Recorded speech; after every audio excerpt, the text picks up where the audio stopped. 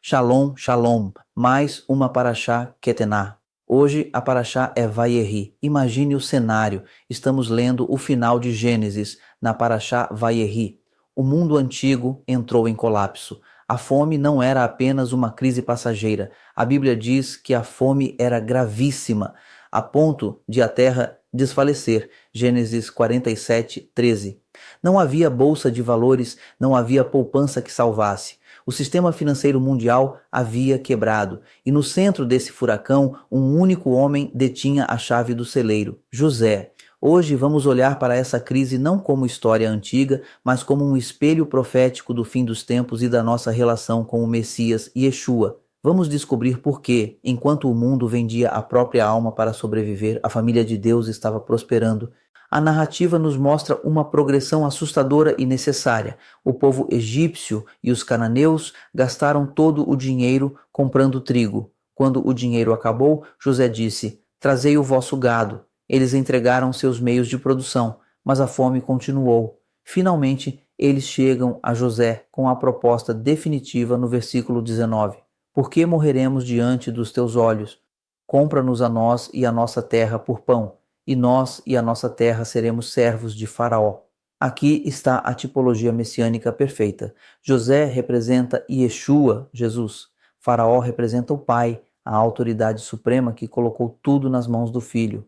O mundo, os egípcios, tenta sobreviver com seus próprios recursos, dinheiro, gado. Mas chega um momento em que o ser humano percebe: "Eu não tenho como pagar pela minha vida, meus recursos acabaram", respondeu José. "Se vos falta o dinheiro, trazei o vosso gado. Em troca do vosso gado, eu vos suprirei." Então trouxeram o seu gado a José, e José lhes deu pão em troca de cavalos, de rebanhos, de gado e de jumentos, e os sustentou de pão aquele ano em troca do seu gado. Gênesis 47, 16, 17. A salvação só acontece quando ocorre a venda total. José comprou o povo. Isso soa duro aos ouvidos modernos, mas na linguagem espiritual isso é redenção. Nós não somos salvos quando damos uma parte a Deus. Somos salvos quando dizemos: "Senhor, compra-me, eu não consigo me sustentar. Eu serei teu servo, dou-los, mas me dê o pão da vida." José não os escravizou para a tortura. Ele os comprou para garantir a vida deles. Ele tirou o peso da autossuficiência das costas do povo. Agora, o sustento deles era a responsabilidade de José. No meio dessa transação global, o texto faz uma ressalva curiosa. Somente a terra dos sacerdotes não a comprou ele, pois os sacerdotes tinham porção de Faraó e eles comiam a sua porção que Faraó lhes tinha dado. Por isso, não venderam a sua terra. Gênesis 47, 22. Se os sacerdotes pagãos do Egito tinham esse privilégio, quanto mais nós. Aqui, a Torá nos ensina sobre a identidade sacerdotal. A nova aliança nos chama de sacerdócio real, nação santa. 1 Pedro 2,9. Qual é a diferença entre o egípcio comum e o sacerdote? O egípcio vive da economia do mercado. Se chove, ele come. Se tem seca, ele falir. Ele precisa vender o que tem para sobreviver. O sacerdote vive de um decreto real. A comida dele não depende da economia externa, depende da fidelidade do rei. Isso é uma revelação para a sua vida financeira e espiritual hoje.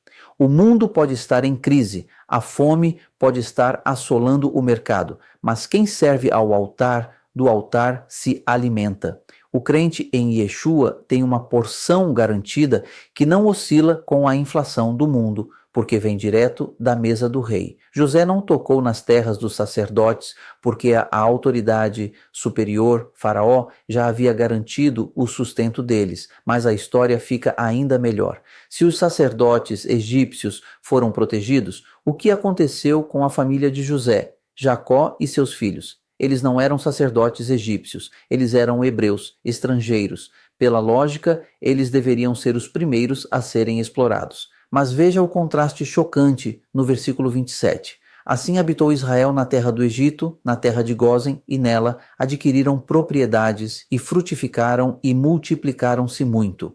Enquanto os egípcios vendiam suas terras e perdiam suas casas, os filhos de Israel adquiriam Vaiarrazo, tomaram posse e cresciam. Por que essa injustiça aparente? Porque José estava no trono. Isso nos ensina a diferença fundamental entre religião e relacionamento.